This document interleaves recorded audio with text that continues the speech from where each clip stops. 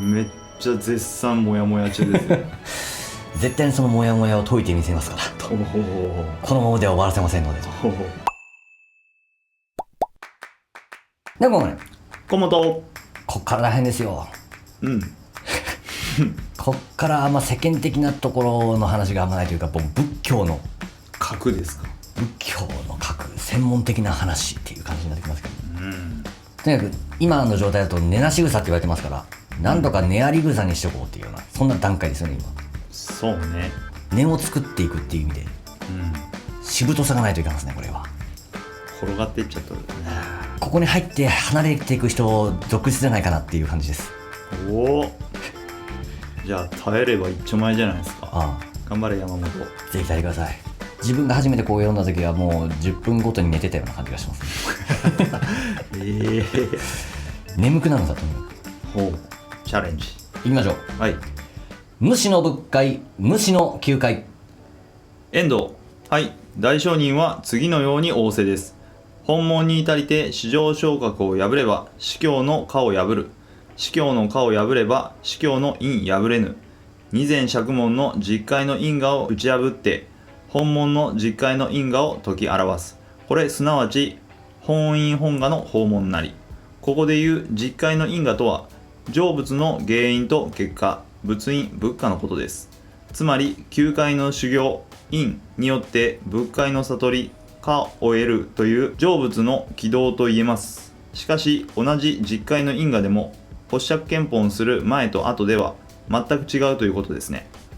須田、発釈憲本し至上昇格の立場が否定されたことによって、まず司教の科が打ち破られたと。司教の科とはそれまでの造教、通教、別教、縁教の司教、つまり二前釈門の教えで説き示されてきた種々の成仏のことです。これらは仏家は全部至上昇格を前提にしています。それが法華経本門に来て根本的に覆された。遠藤。本当の仏の境外とはそんなものではないと釈尊自身がそれまでの成仏観を否定したわけですね。斉藤、またそのことによって司教の因を破ったことになると仰せです。結果としての仏の境外を否定したのですから、それに至ることを目指した因、修行も本物ではなかったということになります。こうして本門では二前釈門の実戒の因果が全部否定されてしまいました。遠藤。大変な舞台の転換ですね。斉藤、そこで今までの因果を打ち破って根本の仏因と仏果、本因本我が明かされるわけです。その内容について開目章では続いてこう仰せです。九界も無視の仏界に具し、仏界も無視の九界に備わりて、真の実界五具、百界千女、一年三千なるべし。次郎本の発釈憲本によって無視の仏界、無視の九界が五具している。互いに具している。実相が明らかになった。それによって真の実界五具、百界千女、一年三千が確立されたと。須田。無視とは文字通り始めがないということですから永遠ということですね。これに対して始めがあるのは牛です。至上昇格は文字通り初めて上ずるですから牛になります。何回しよう。だいぶハテナよ。司教の科とか司教の因とかね、初めて聞いたかそうねっていうところだと思うけども、結局以前の教えっていうような風に覚えていただいたら、はい。ここで止めるとちょっと余計パニックになると思うんで、どんどんいきましょう。はい。無視ゆえに因が具示。池田。ここでポイントとなる無視の仏界、無視の九界とはそれぞれ受領本の教門ではどこに当たるだろうか。遠藤。まず無視の仏界とは、我は実に成仏してよりこの方、無量無辺百千万の国歌こうなりです。仏になってから無量の時間が経っているというまさに久遠実情の門です。須田。また我は成仏してよりこの方、甚だ大いに久遠なり。寿命は無料阿葬儀行にして常住にして滅せずも同じ趣旨ですね。斉藤。大聖人はこれらの教門から仏の生命を無視と言われています。遠藤。無視の九界の方は我は元菩薩の道を行じて上世しところの寿命は今なお未だ尽きず、また神の数に倍せりです。九界菩薩界の生命も永遠に続いているのだという教文です。下駄、これも一気に無視の境地を言われている。九界も無視の仏界に具し、突然現れた仏界ではない、本無の仏界です。仏界も無視の九界に備わりて、突然に現れた九界でもなければ、いつか消えてなくなる九界でもない。仏界とともに永遠の九界である。こういう実界、諸法の真実の姿、実相を如実知見、実のごとく知見するのが持論本です。無視でなければ本無常住ではない。本無根無、元はなく今はあるになってしまう。まさに根なし草です。この無視の仏界、無視の九界が明かされてこそ、初めて九界と仏界が即することになるのです。因、九界と果、仏界が因果具事になるからです。それでこそ真の実界五具です。須田、こういうことでしょうか。至上昇格では仏界も略行修行の果てに初めて獲得されるものですから、本無根無です。因果で言えば、先に仏因九界があって後に仏界があるという因果維持です。それでは確かに仏果を得るまでの生命には九界しかなく、九界即仏界ではない。仏果を得てからは仏界しかなく、仏界即九界ではない。池田、そう。それでは真の実界五具にならない。実界五具にならなければ一年三千にならない。釈門の実界五具、一年三千を根なし草、水中の月と言われたゆえんです。大聖人は釈門の実界五具を四角の実界五具、本門の実界五具を本学本無の実界五具と呼ばれて、根本的に違うとされている。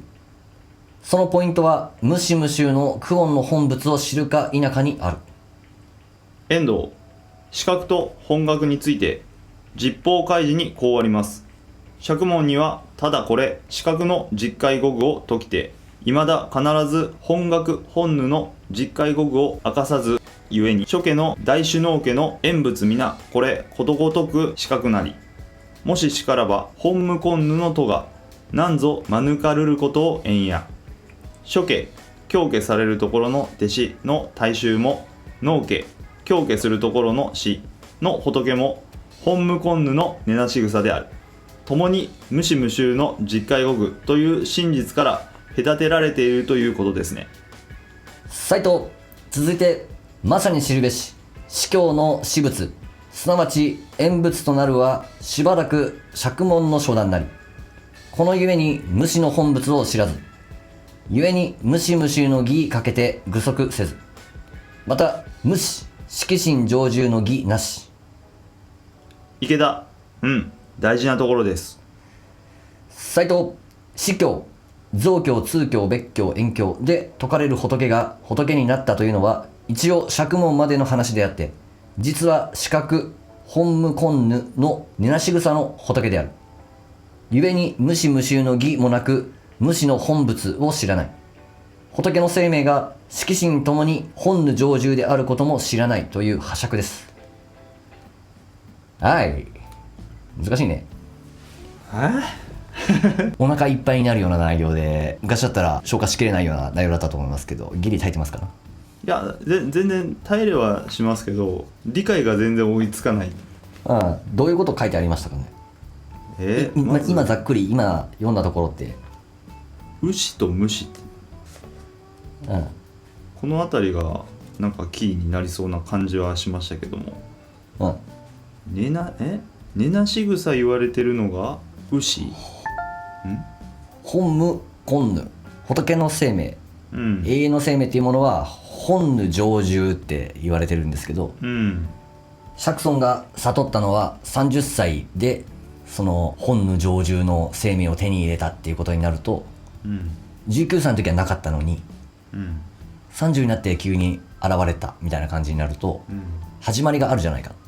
半永久かそれとも永遠にずっとあったものの流れの一つなのかっていうそう感じ。永遠にもともとあるうんものを掴んだから悟ったってことになったわけで、はいはいはいはい。そこから始まったわけではないよねっていうことですよね。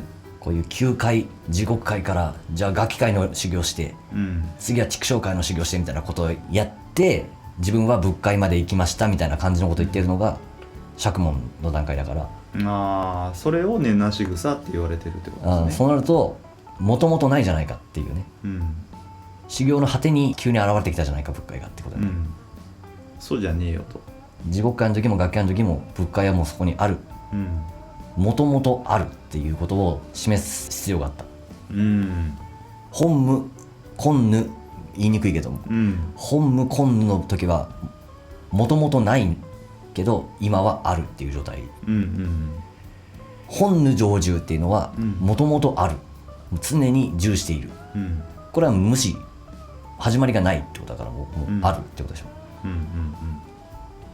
だから永遠にもともとある生命のことであって、で自分の本源っていうのはそれなんだっていうことを言うんですよね、久遠実情っていうのは。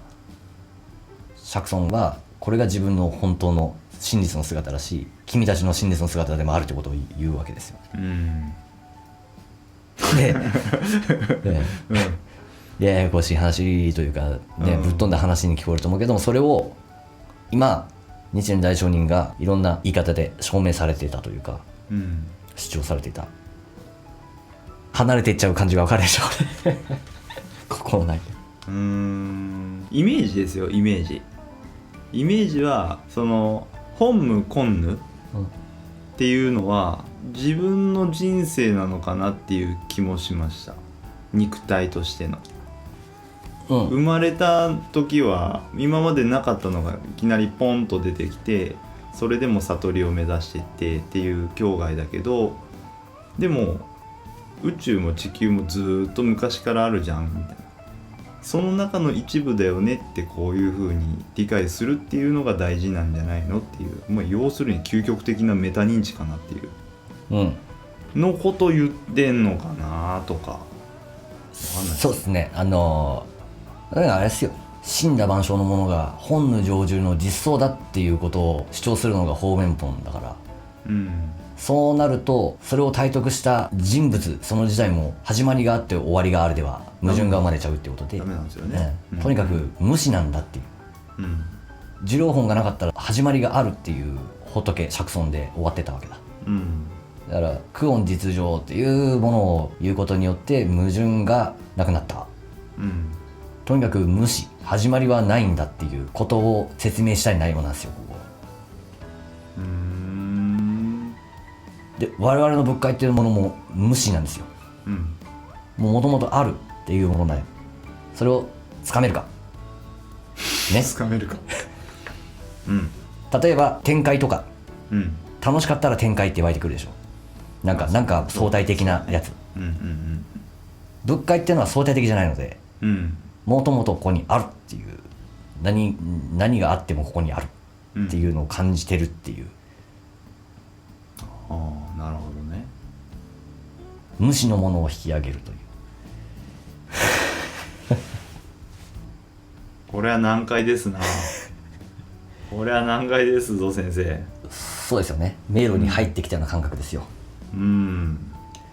なんせこっから説明があって、ようやく紐解けてくる内容であって、今この場所で止められたら、そりゃモヤモヤする。めっちゃ絶賛モヤモヤ中ですよでこの動画の作り方の性質上、こうやって途中で止めて、おつがねてやらんとあかんわけです。そうね、もやっと。だから一旦モヤモヤした状態で終わっちゃうようなことになっちゃいますけどね、でいいんじゃないの。でこれも結構大事なのかなと思ってね。モヤモヤっていうストレスだけど、それにちょっとモヤになれるというか。でもそこに体勢をつけるためにタイムをかけるあの時間が大事なんじゃないですか。間違いない。なんでだろう、どうなってるんだろうと試作する、自身で哲学するって。モヤモヤがエネルギーになったりするっていうかね、題目するときに結構モヤモヤって役立つんで。そうよね、結局は悪いのじゃない、面白いじゃない。絶対にそのモヤモヤを解いてみせますからと、このままでは終わらせませんので。でも今日は一旦このモヤモヤのまま終わりたいかなと、To be continued いうことで、はい、お疲れ。おつまと